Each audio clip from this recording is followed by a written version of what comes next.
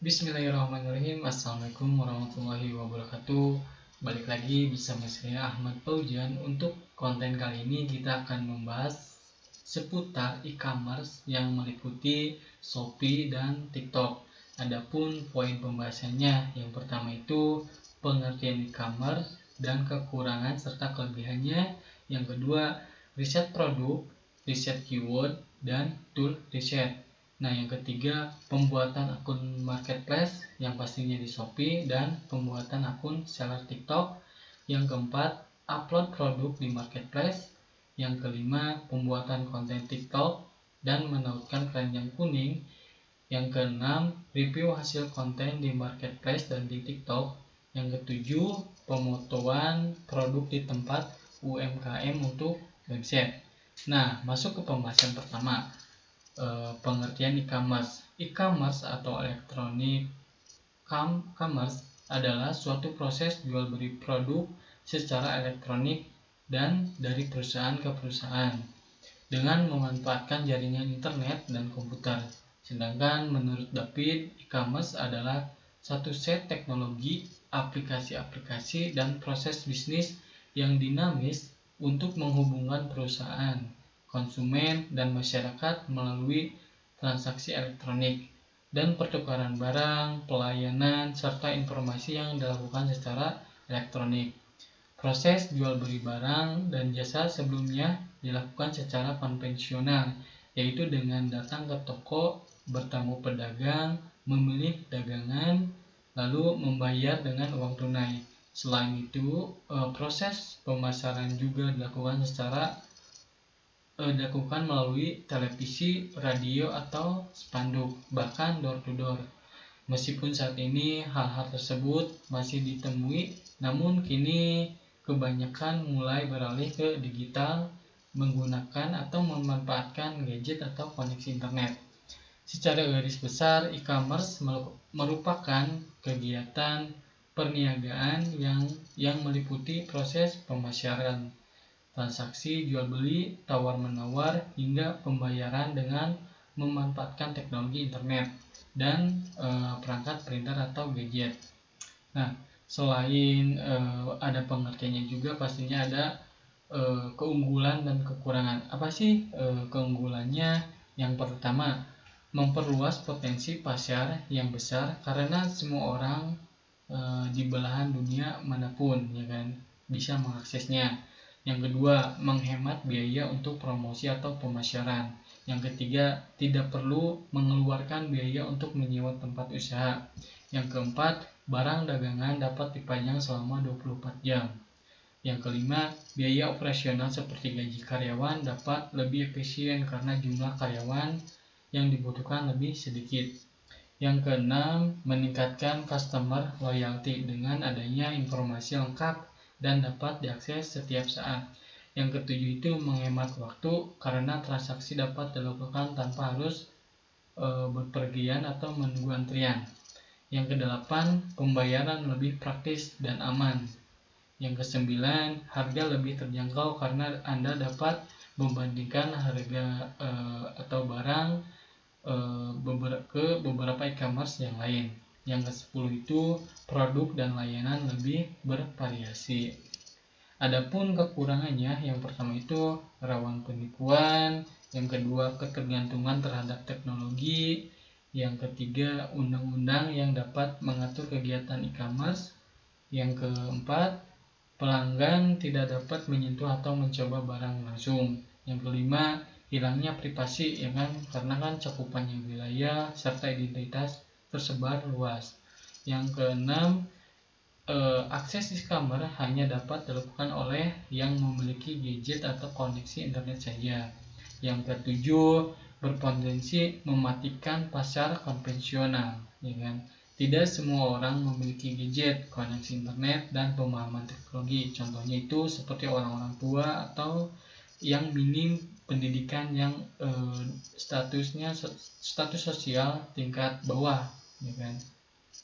Nah, untuk selanjutnya itu contoh-contoh e-commerce. Yang pertama itu ada Shopee, Lazada, Tokopedia, Bukalapak, Blibli, Zalora, ya kan, dan masih banyak lagi pastinya. Oke, pembahasan yang kedua, riset produk marketplace, riset keyword produk, dan tool riset.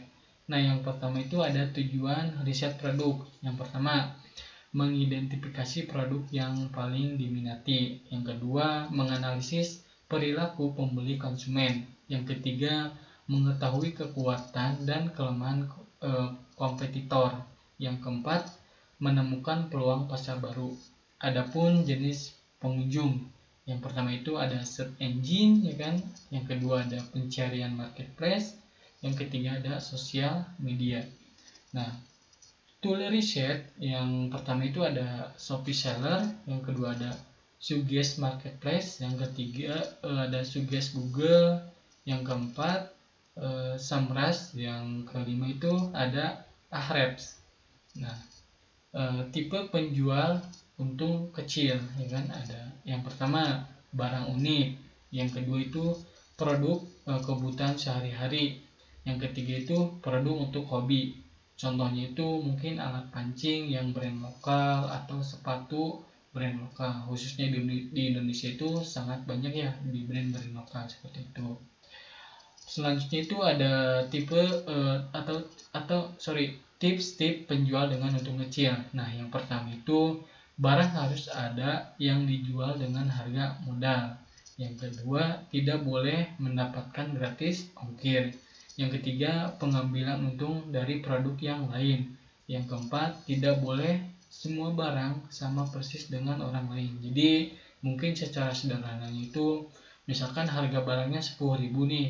Nah, kita tidak mungkin menggratis ongkirkan, karena kan mungkin harganya itu harga produknya itu mungkin bisa aja 11.000 atau 10.000 pas atau 9.000. Jadi untung kecilnya itu untungnya sangat kecil lah, seperti itu.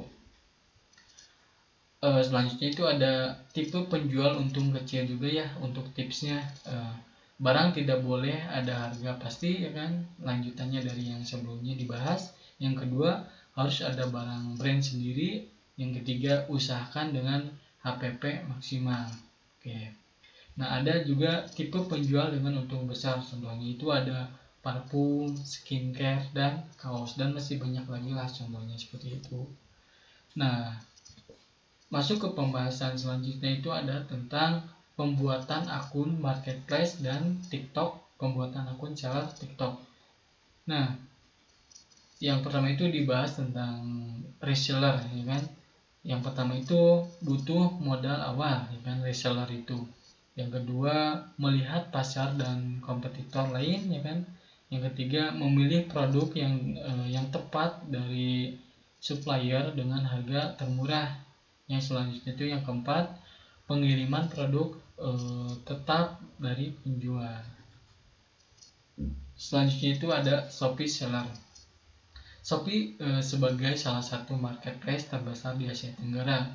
Keuntungan menggunakan Shopee Seller. Nah, yang pertama itu potensi pasar yang luas, beragam fitur pemasaran. Yang ketiga, sistem pengiriman terintegrasi. Seperti itu. Oke, mungkin di sini saya akan menjelaskan langkah-langkah pembuatan akun Shopee-nya ya secara materi. Kalian bisa kunjungin websitenya atau aplikasi Shopee, ya kan, bisa di Play Store atau di websitenya. Yang kedua itu kalian registrasikan akun, entah itu melalui email, nomor HP, atau akun-akun yang lainnya. Selanjutnya itu ada mungkin ketika sudah mendaftarkan akun dengan email atau HP, jangan lupa diverifikasi. Misalkan kalau menggunakan nomor HP itu masukkan kode OTP yang dikirim ke nomor HP. Selanjutnya itu lengkapi profil, dan masih banyak lagi. Dan untuk tahapannya itu bisa dilihat di akun-akun yang lain. Nah, udah banyak lah contohnya pembuatan akunnya. Oke, lanjut. Ketika udah membuat akun, jangan lupa kita juga membuat marketnya ya, yaitu meliputi nama toko, alamat toko, nomor telepon, dan email. Seperti itu. Nah, di sini ada tipe penjual di Shopee, ya kan. Nah, yang pertama tipenya yang non-star. Terbuka untuk semua penjual yang beroperasi di Indonesia, termasuk reseller dan dropshipper. Nah, yang selanjutnya itu kan tadi non star. Nah, di sini ada star dan star plus, ya kan? Penjual terpilih yang memenuhi kriteria berkesempatan untuk menjadi penjual star atau star plus di Shopee. Ya, yang terakhir itu ada Shopee Mall. Shopee Mall. Nah, toko terpilih khusus pemilik merek dan distributor yang resmi, ya kan? Atau brand-brand yang sudah besar. Nah, kan tadi Shopee ya kita membahasnya. Sekarang itu TikTok seller, ya kan? TikTok sebagai platform media sosial berbasis video yang tumbuh pesat. TikTok Shop dan keuntungan berjualan di TikTok, jangkauan konsumennya sangat luas. Ya kan ada fitur integrasi dengan konten video, lalu potensi viralitas produk seperti itu. Nah, ada fitur utama TikTok Seller, ya kan? Yang pertama itu fitur live selling, ya kan? Berjualan secara langsung dengan live streaming di TikTok. Ya intinya live streaming lah, ngejual produk. Yang kedua itu promosi melalui video. Melalui video kita membuat konten-konten tentang produk lalu diupload dengan mungkin kita bisa apa ya kalau pengen FYP dan lain-lain itu bisa kita promosi atau berbayar. Selanjutnya itu pengelolaan produk, upload produk dengan kategori dan deskripsi yang tepat. Yang selanjutnya itu ada TikTok ADS, beriklan untuk produk agar lebih terlihat oleh pengguna TikTok. Jadi kita mungkin bayar iklan gitu, iklan seperti itu. Perbandingan Shopee Seller dan TikTok Seller. Nah, mungkin di fitur ya, basis platform, jenis promosi, target audiens, dan model penjualan. Kalau Shopee Seller itu di basis platformnya itu marketplace e-commerce, sedangkan TikTok Seller media sosial berbasis video.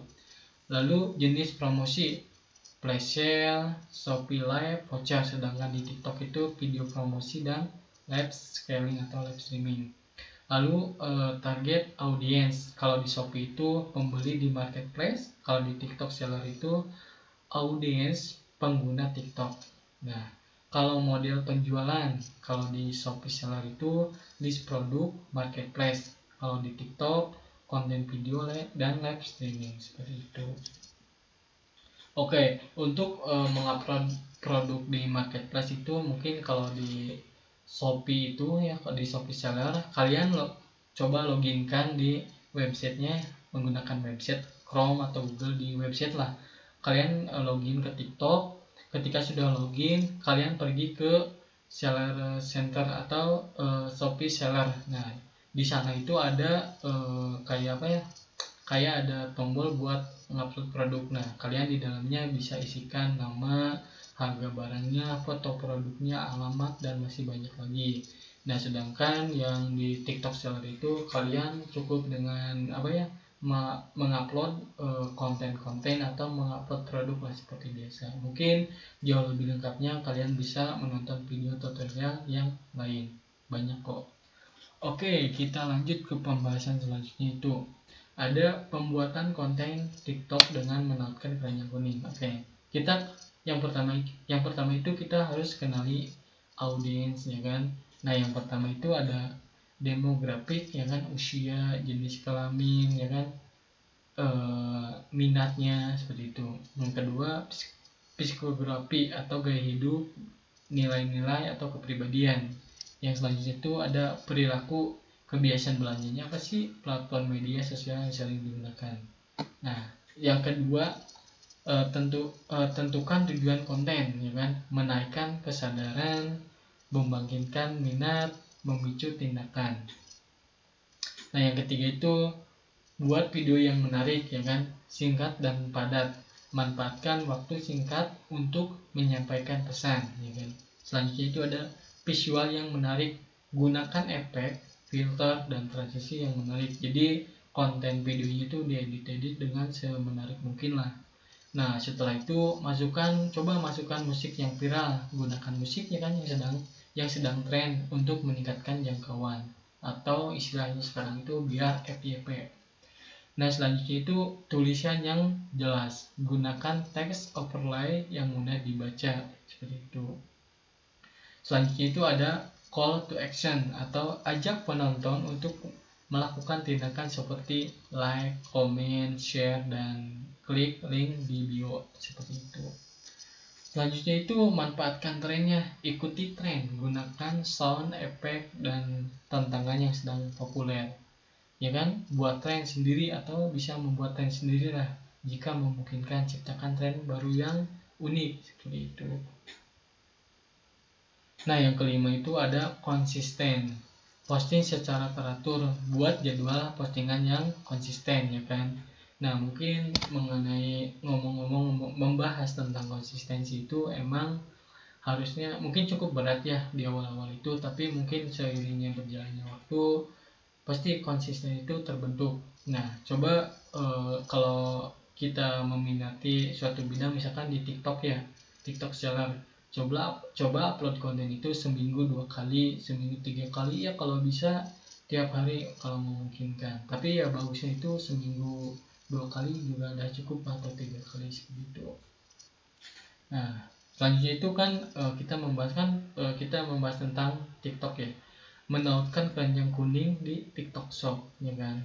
Keranjang kuning adalah fitur di TikTok Shop yang memungkinkan penonton membeli produk secara langsung dari video. Nah, adapun caranya, yang pertama itu pastikan Anda memiliki akun TikTok ya kan, pastinya itu.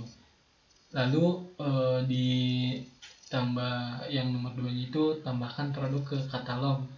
Unggah detail produk Anda ke katalog TikTok Shop. Yang ketiga itu buat video. Rekam video produk Anda dengan kualitas terbaik. Lalu tambahkan tautkan produk. Saat mengunggah video, Anda akan menemukan opsi untuk menambahkan atau menautkan produk.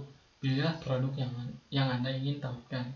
Yang kelima itu sesuaikan posisi keranjang kuning. Anda bisa mengatur di mana keranjang kuning akan muncul di video seperti itu. Nah, mungkin kan kalau perbedaannya, kalau TikTok seller dan TikTok affiliate ada dua kan, TikTok seller dan TikTok affiliate. Kalau TikTok seller itu kita membuat akun atau membuat toko lah, membuat marketplace-nya kita pribadi dengan merek kita pribadi atau produk-produk pribadi. Sedangkan TikTok affiliate itu kita cuman membuat konten, dan jadi si barang itu mengambil dari marketplace yang lain, jadi cuman menautkan. Dan affiliate itu mungkin komisinya sangat lumayan lah, jadi satu produk itu kita bisa mendapatkan entah 5.000, 10.000 satu produknya seperti itu. Selanjutnya itu ada review hasil konten di marketplace dan TikTok ya kan. Setelah kita membahas pembuatan konten dan strategi menautkan produk di TikTok, langkah selanjutnya itu yang tak kalah penting adalah melakukan evaluasi. Evaluasi ini bertujuan untuk mengukur efektivitas konten yang telah kita buat, ya kan, mengidentifikasi area yang perlu diperbaiki dan mengoptimalkannya strategi di masa mendatang seperti itu. Di sini ada metrik yang perlu diperhatikan ketika melakukan evaluasi. Ada beberapa metrik kan kunci yang perlu diperhatikan baik di marketplace seperti Shopee maupun di TikTok. Nah, kita bahas TikTok dulu deh. Untuk TikTok itu jumlah tontonan. Seberapa banyak sih orang yang melihat video kita itu, ya kan? Yang kedua itu jumlah like, komen, dan share. Tingkatkan engagement atau keterlibatan penonton. Yang ketiga, klik tautan. Berapa banyak orang yang mengklik tautan produk di keranjang kuning kita, ya kan? Selanjutnya itu ada konversi. Berapa banyak penonton yang akhirnya membeli produk, ya kan? Selanjutnya itu peringkat. Posisi video Anda di halaman For You page, ya kan? Kita masuk FYP kan nih kontennya seperti itu. Selanjutnya itu ada traffic ke toko. Peningkatan traffic ke toko setelah video diunggah. Kita pantau nih trafficnya setelah video pertama diunggah, video kedua diunggah, dan seterusnya seperti itu. Nah, untuk marketplace contohnya Shopee ya. Penjualan, ya kan, kenaikan jumlah penjualan setelah konten diunggah. Rating produk, perubahan rating produk setelah konten dipromosikan. Lalu ada ulasan produk ya kan, yang dari pembelinya kan suka mengulas produk nih, bisa mencantumkan komentar, lalu star, dan mungkin fotonya atau videonya ya gitu. Lalu ada traffic ke halaman produk ya kan, peningkatan pengunjung ke halaman produk. Seperti biasa di selanjutnya ada konversi, presentasi pengunjung yang menjadi pembeli.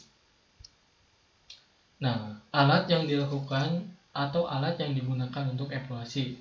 Kalau di TikTok itu ada TikTok Analytics ya kan, fitur bawaan TikTok yang menyediakan data lengkap tentang performa konten.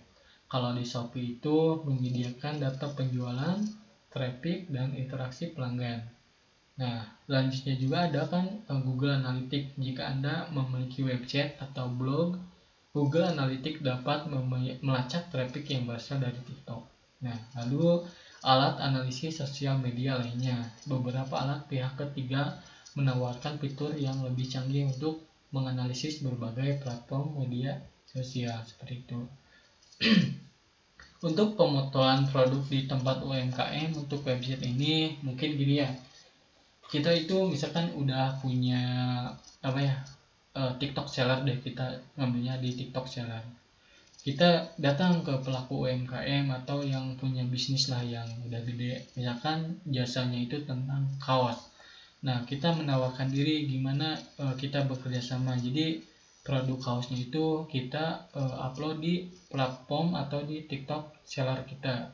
Jadi ketika ada yang beli ke akun kita konfirmasi ke yang punya usahanya bahwa ada yang beli nih, harus disiapkan produk-produknya, nanti kita kirim lewat mungkin contoh JNE dan kurir-kurir yang lainnya seperti itu. Oke, untuk pembahasan tentang e-commerce yang meliputi Shopee dan TikTok cukup dicukupkan lah ya. Mungkin kurang lebihnya mohon maaf. Saya tutup. Wassalamualaikum warahmatullahi wabarakatuh. Bye bye.